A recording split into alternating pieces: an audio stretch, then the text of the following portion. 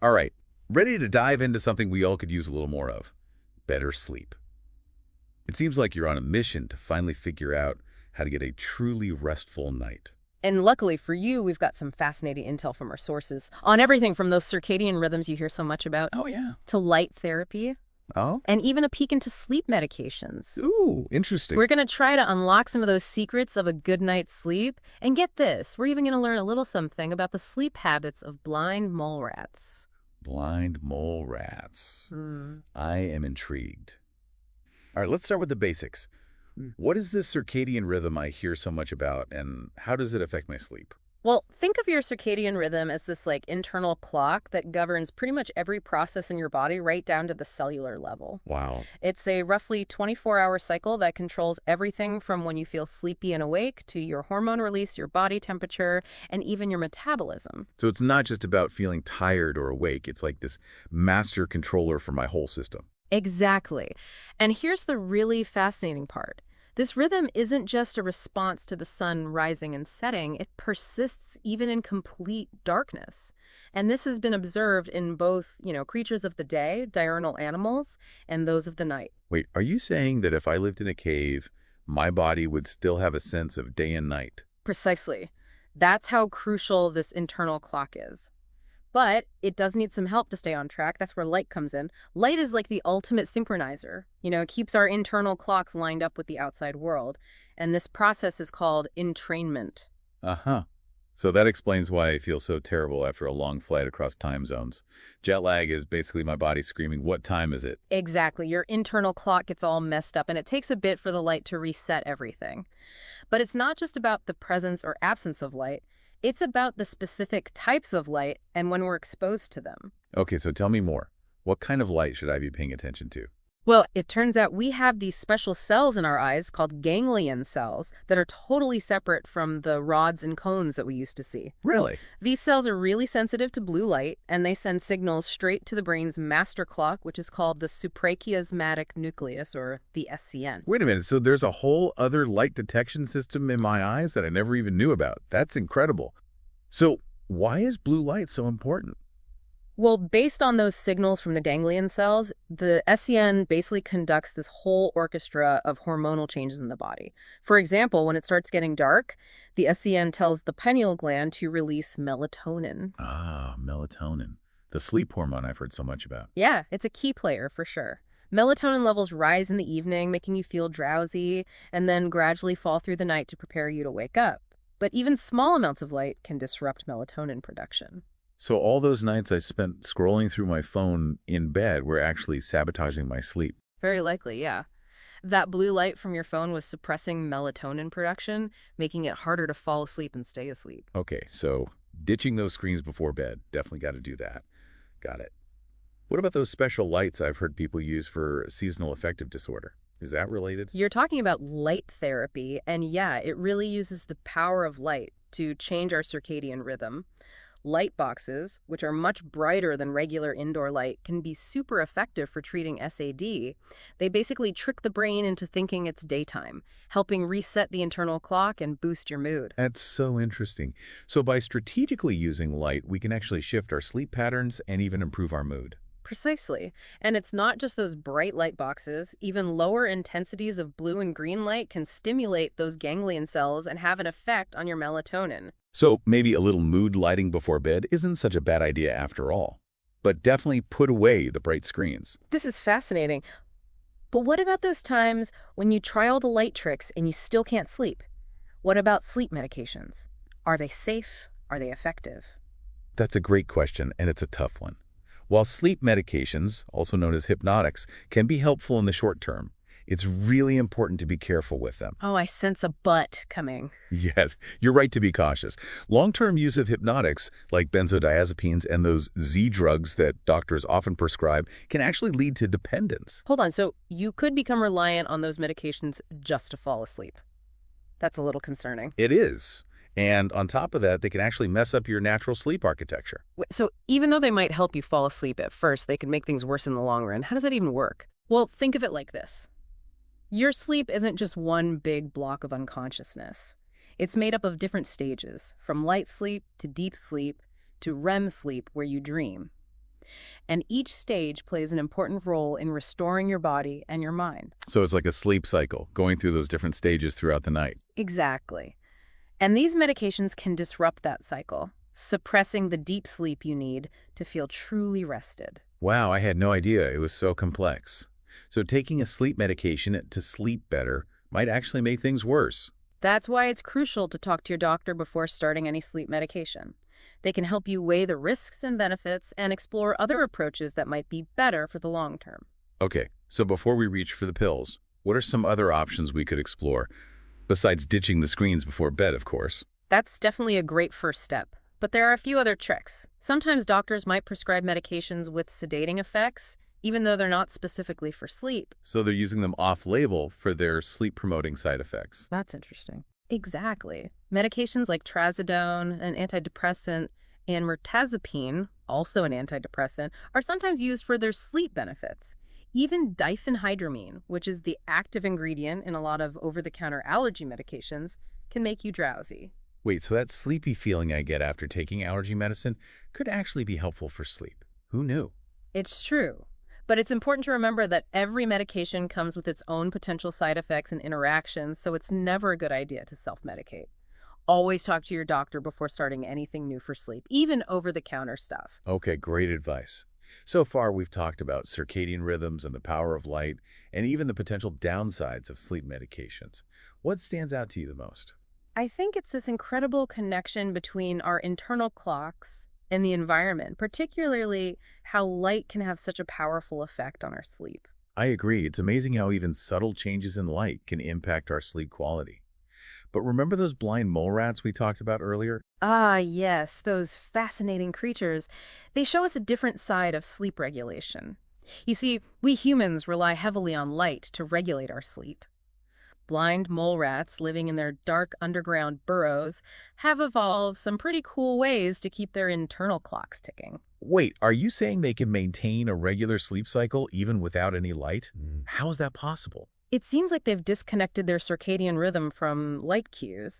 They rely on other signals like temperature changes or social interactions to stay on schedule. Wow, that's incredible. Even in complete darkness, they figured out how to maintain order. It really highlights the importance of the circadian rhythm for all living things, from the tiniest bacteria to the largest whales. This internal clock is essential for survival. So we humans aren't that different from blind mole rats after all. We're all connected by this shared rhythm of life. So now that we have all this knowledge about how sleep works, what does this actually mean for someone who's trying to improve their sleep? What's the takeaway? This deep dive has given you a great foundation in understanding the science behind your sleep. Now it's time to take that knowledge and apply it to your own life. So what's one small change you can make in your daily routine to start sleeping better tonight? That's the question, isn't it? It could be something simple, like dimming the lights in the evening, creating a relaxing bedtime routine, or going to bed and waking up around the same time every day. Or maybe it's finally trying out one of those light boxes. So many possibilities. It's about finding what works best for you. There's no magic solution when it comes to sleep. Exactly. This is just the beginning of your journey to better sleep. Now you've got the knowledge, you have the power to get more restful nights and more energy during the day. Well said. We're just getting started, so stay tuned because we've got even more to talk about. And we talked about how medications can mess with your sleep architecture, but what does that actually mean? Like, what does a healthy night of sleep look like? Yeah, what does that mean? Break it down for me. Okay, well, as you drift off to sleep, you go through these different stages. There's light sleep, deep sleep, and then REM sleep, where you get those crazy dreams. And each stage is like a pit stop on your sleep journey. They're all important for restoring your body and mind. So it's like this sleep cycle looping through these different stages all night long. Exactly. And that's where sleep architecture comes in. It's like the blueprint of your sleep. It shows how much time you're spending in each stage. Ideally, you want to spend enough time in deep, slow-wave sleep.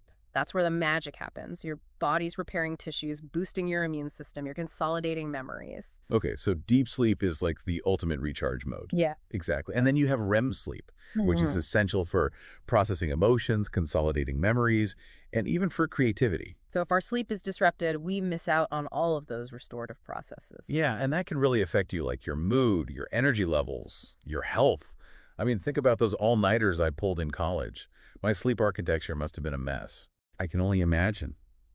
You probably weren't getting much deep sleep at all. Probably not. And that kind of sleep deprivation, whether it's from all-nighters or just not sleeping well, can really add up. It can lead to problems with concentration, memory, and even increase the risk of some serious health issues. Wow, so good sleep is about so much more than just feeling rested. It's connected to our health in a big way. Absolutely. It's the foundation of good physical and mental health. And it's not just about the quantity of sleep, but the quality, making sure you're cycling through those stages and getting enough of that deep sleep. So let's shift gears a bit and talk about some practical ways to improve sleep quality. We've already talked about light. What else can we do? Well, I've heard that having a regular sleep schedule is important. Is that true? Absolutely. One of the best things you can do is create a consistent sleep schedule. Try to go to bed and wake up around the same time every day, even on the weekends. It can be tough, but your body loves routine. That makes sense. I know my body loves consistency. Right. And that consistency helps strengthen your sleep-wake cycle, so it's easier to fall asleep and wake up feeling refreshed. But what about those nights when you just can't seem to fall asleep? Yeah, those nights are the worst. What can you do when your mind just won't shut off? That's where a relaxing bedtime routine comes in. The goal is to send signals to your body that it's time to wind down. Think warm bath, maybe reading a book or listening to some calming music, or even try relaxation techniques like deep breathing or meditation, anything that helps you de-stress. So it's about creating a relaxing and tech-free space for yourself before bed. Precisely. And try to avoid caffeine or alcohol close to bedtime. They can really interfere with your sleep. Got it. So that late-night coffee might not be the best idea. It's a sleep saboteur for sure. Yeah. What about the sleep environment? Any tips for making it sleep-friendly? Tell me everything. I'm all ears. Okay, well, make sure your bedroom is dark, quiet, and cool. We know darkness is key for melatonin, but why quiet and cool? Yeah. Why is that? Well, noise can disrupt your sleep, even if you don't fully wake up. And a cooler room temperature actually helps you get into that deeper sleep. So temperature, noise, light. It all makes a difference. Exactly. And if you find yourself tossing and turning for more than 20 minutes, don't just lie there. Get out of bed and do something relaxing until you feel tired again. Okay, so don't just lie there getting frustrated. Right. The harder you try to force sleep sometimes, the more elusive it becomes. Just take a break and let it come naturally. This reminds me of how much our thoughts and worries can affect our sleep. Oh, absolutely. Stress is a huge sleep disruptor. Yeah. If I'm feeling anxious, it's almost impossible for me to fall asleep. I hear you. And if you're finding that you're constantly worrying at night, exploring some stress management techniques like mindfulness or journaling can be really helpful. Yeah. It seems like good sleep hygiene and our overall health are closely connected. Totally. A lot of the things that help us sleep better, like exercise, diet, and managing stress, are good for us in other ways too. It's all interconnected. When you invest in good sleep, you're investing in your overall well-being. It's about creating the right conditions for deep, restful sleep and being aware of how our daily choices affect our sleep. But what about people who've tried all the lifestyle changes and are still struggling? That's a good question. What do you do if you've tried everything and still can't sleep? Well, in those cases, it's important to talk to your doctor. They can help figure out if there are any underlying medical conditions that might be contributing to the sleep problems. Sometimes those sleep problems are a symptom of something else. Exactly. Yeah. And treating that underlying issue can often help solve the sleep problem, too. Things like sleep apnea, restless leg syndrome, or even hormone imbalances can really mess with your sleep. So it's not always a simple fix. Right. Sometimes it takes a bit of detective work, and that's where those sleep medications we talked about earlier might come in. But again, it's crucial to use them carefully and with your doctor's guidance. So we've covered a lot of ground here, from the science of sleep and sleep architecture to some practical tips for better sleep. What's next on our sleep adventure? Well, we've been talking about the human experience of sleep. But remember, the circadian rhythm is a basic biological process that affects life all over the planet. It's not just us humans who have this internal clock. That's so true. From the smallest bacteria to the largest whales, almost all living organisms have some kind of circadian rhythm. It's everywhere. I never thought about bacteria having internal clocks. That's pretty amazing. It is. And it's just as important for them to survive as it is for us. So we're all connected by this shared rhythm of life. We are. And, by understanding this ancient universal phenomenon, I think we can really appreciate how interconnected life is. This has been fascinating. I feel like we've not only discovered how to sleep better, but we've gained a whole new perspective on life itself. And we've only scratched the surface. There's so much more to explore. It's like a whole universe of knowledge out there waiting for us. Exactly. And for those of you on this journey to better sleep, I encourage you to keep learning. There's always more to discover. From the specifics of light therapy to chronobiology, the study of those biological rhythms, there's so much to learn. And who knows what other sleep secrets are out there in the animal kingdom. Maybe we'll uncover the sleep habits of pangolins next time. Now that would be an interesting deep dive. But for now, let's leave you with a final thought-provoking question. Okay, hit me with it. Now that you understand the science behind your sleep, what one small change will you commit to making to improve your sleep? What will you do to prioritize sleep and unlock the benefits of truly restful nights and energized days? That's a great question. And it doesn't have to be a huge change, right? Yeah, even small changes can make a big difference when it comes to sleep. Absolutely. It's all about taking little steps and building those healthy habits. Maybe it's setting a digital curfew like an hour before bed. Oh, that's a good one. Or swapping out that evening coffee for some herbal tea. Yeah. Or maybe it's getting some blackout curtains or trying a white noise machine. I like that. There's so many things to try. It's all about finding what works for you. And as you make those changes, really pay attention to how you feel.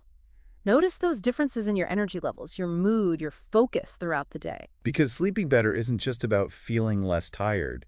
It's about feeling more alive. Exactly. Yeah. No, it's about feeling more focused, more present, more engaged with the world around you. I think what we've really learned is that sleep is much more than just something we do at night.